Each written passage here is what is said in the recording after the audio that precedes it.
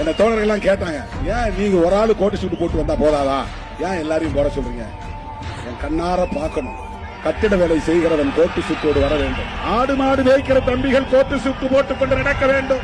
Auto ஓட்டுகிற தம்பி கோட்டு சூட்டு போட்டு நடக்க வேண்டும். அவனுக்கு காக்கி சட்டை தான் கதி என்று எண்ணக்கூடாது, கந்தல் துணிதான் கதி என்று கிடக்கக்கூடாது. காந்தி துணி இல்லாமலேயே இருந்தார், வெறும் உடம்போடு இருந்தார். அது அவருக்கு மரியாதை. சமகாலத்தின் புகழ்பெற்ற தலைவராக விளங்கிய புரட்சியாளர் அம்பேத்கர் அவர்கள் ஒவ்வொரு நாளும் கோட்டு சூட்டோடு தான் வெளியே போவார். அந்த குடும்பம் வறுமையிலே உழன்ற போது உடையிலே கவனம் செலுத்தியவர் புரட்சியாளர் அம்பேத்கர்.